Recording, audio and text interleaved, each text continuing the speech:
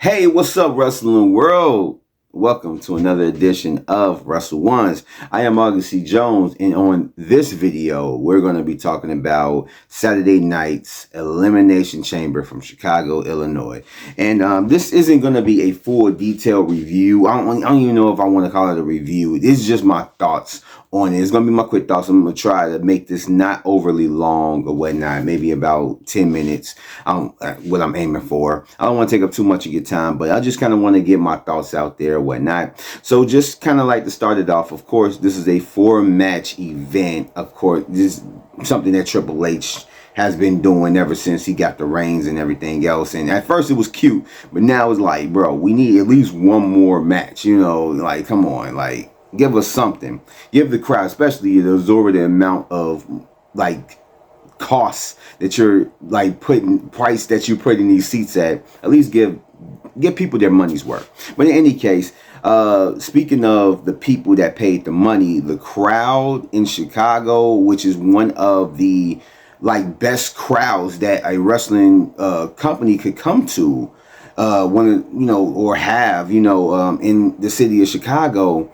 And you have a lot of people in the crowd that wasn't really saying too much. The crowd was really just kind of like, there was no energy coming from the crowd for this show. And it's a lot of possible reasons as to why that was, but I'm pretty sure any guess that anybody could say would be either the main or one of the reasons for. But yeah, the crowd was really just kind of like low energy, which is uncommon for a Chicago crowd.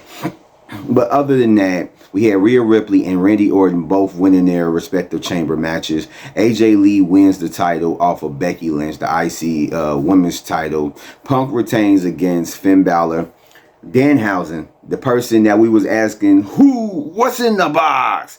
He was the person that came out the box, which put a smile on my face, but was kind of like awkward because of the cheers and the boos. It was just whatever, but I'm going to get into that in a little bit.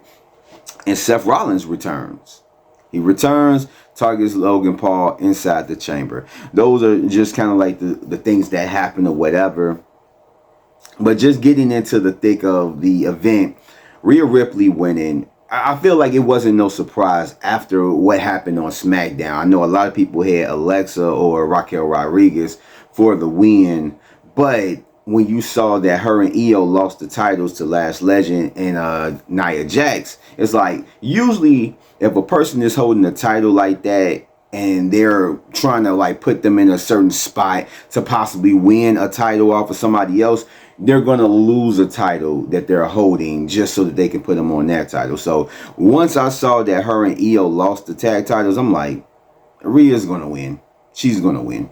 I would have been surprised if she didn't after they did that. But yeah, I just kind of figured that she was going to win. It ended up becoming a lock once that happened. Randy Orton did in his match what Cody Rhodes has yet to learn. It seemed like he kind of learned it when he was like battling John Cena to just like not take it easy, not play Mr. Nice Guy, and kind of like, weigh the options on whether he should do this or not or whatever. And Randy Orton, I just knew it when Drew McIntyre interfered and Cody Rhodes put him in the crossroads. I just knew it. As soon as he was going to get up, Randy Orton was going to hit him with the RKO and win. I just knew it. And that's the thing that Cody Rhodes should be doing. It was one of those things where it had me laughing because I was expecting it. But it's like, this should teach you a lesson, Cody. When you have the chance to take it, this is how you lost your title in the first place. You sitting there trying to like stop Jacob from stumping Drew McIntyre and it cost you the title. Like, you should have took advantage of that like Randy Orton did. This should be a teaching lesson. And it's funny because even though they're not, partners or, in the group no more, they're not legacy anymore. Randy Orton is still teaching Cody Rhodes something like maybe a decade after, legacy. And it's just funny, but I love that ending. I love that it happened. I called it as soon as I saw like the thing of events, and I really liked it. So Cody needs to definitely take notes. These long ass entrances. there was no point in having everybody come out to the entrance, do their little poses or whatever, walking down to the ring, and then getting up in the chamber and have to walk past all the stuff, especially if they're like the second or the last person, or even like the third person in, like the, whatever. It's like, why are we doing all this? Like, why do they have to do the slow walk to the ring, and then as well as like meet everybody at their glass containers, and then it was just overly long, and it did it for both chambers. And this is one of those things where I'm pretty sure a lot of people are happy at the fact that Jey Uso wasn't in the chamber, because I'm pretty sure it would have been a lot longer than what it was, especially with him trying to run it back. Like, it's getting out of hand. It's getting out of hand. We're not running shit back. Raquel Rodriguez and Kiana James were both the standouts in the women's match. Both just really dominating, especially with Raquel having that double pin. And it seemed like they were really trying to make her, something. They really was trying to build her up in there. And I feel like they're building her, since she didn't win, they're building her toward a potential probably three-way match between Liv Morgan, Stephanie Vicaire, and her, and Raquel Rodriguez, because they're like kind of like teasing a breakup between her and Liv and the Judgment Day and everything else. And of course, like, Raquel Rodriguez is definitely wanting another shot at the women's title. So I think that's where that's coming from. They're trying to make her dominant so that when she'll get favor in this, so when it comes to like her actually like leaving the Judgment Day and being turned on, the crowd is going to be behind her. Logan in his match, in the Chambers match, eliminates 3 people, which was more than likely the spot that Bronson Reed was supposed to take before he got injured, because he was said to win the title. Well, not win the title, but win the match so that he can go into the chamber. And so, I mean, honestly, I like the way it did. I have no problem with it. I felt like it made him more of a heel than what he is. So I have no problem with that. And it's not unbelievable that he would eliminate 3 people. And as far as the mid cards, there was solid. It was a solid mid card lineup for decent matches. I wasn't too excited for them, and like I said, like, I have no like, and the reason why I say it's decent, because Becky Lynch and AJ Lee, high profile match, Finn Balor and CM Punk, high profile match. I mean, maybe not Finn Balor too much, but at the same time, like, you can't look at this lineup, Becky versus AJ, Punk versus Balor, and be like, oh, that sounds horrible. It sounds like a horrible like match. And it's just like, no, you're gonna look at it and be like, okay, I can see this. More so Becky versus AJ than Punk versus Balor. But if they end up building up Balor more than what they have been, then I think that a match like this probably would have looked way better than it did now. But going into the match, you already knew that Punk wasn't going to lose. They're not going to put Finn Balor against Roman Reigns or wrestling. They're not. But they just had to get this out the way, and because they're just like Raquel Rodriguez, they're pushing. It seems like they're pushing toward a Finn Balor break from the Judgment Day. So he's slowly becoming more of a face when it comes to this.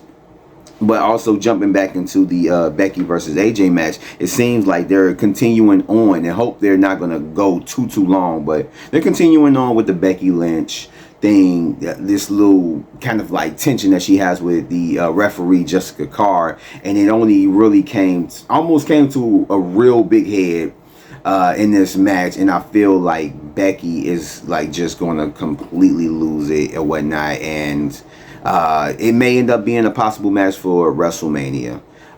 Punk had a special entrance for his match or whatnot. It was the entrance that the Bulls would use or whatnot, and I did like it. I wasn't expecting it, but I mean, he's a Chicago guy, and he had to do it big, so I understand it. It was pretty dope, so I appreciate that.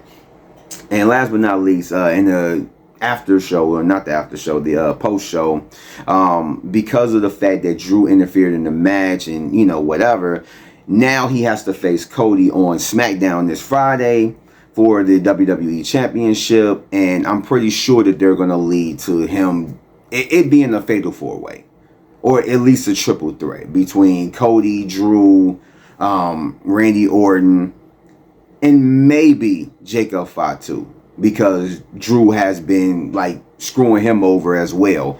So I feel like they're going to lead to that, and this is one of the possible ways of them doing it, because I feel like either probably Jacob Fatu is going to enter into that match, and it's going to be a whole big thing. But overall, the event to me wasn't that exciting. You know, it could have been way better. It needed probably a little bit more. It wasn't bad. Like it wasn't bad. It just wasn't too exciting. And I guess I was a little blown just because of the whole blackout shit that they got with the cities and, you know, the PLEs and stuff. And that shit, I already got my thoughts on with that with another video. It's on my channel now. You can go check it out. But yeah, I mean, I didn't hate this, nor did I love it. It was okay. It was a very decent event. I would give it a 3 out of 5. And yeah. So I guess that's it. Those are all my thoughts on the Elimination Chamber. If you guys like this video, go ahead and give it a like, subscribe, hit the notification bell and everything else, so you'll be up to date with like new videos that's coming out. And yeah, I will catch you guys in the next one. So peace out, and check out this video, me talking about the blackouts and stuff. So yeah, peace.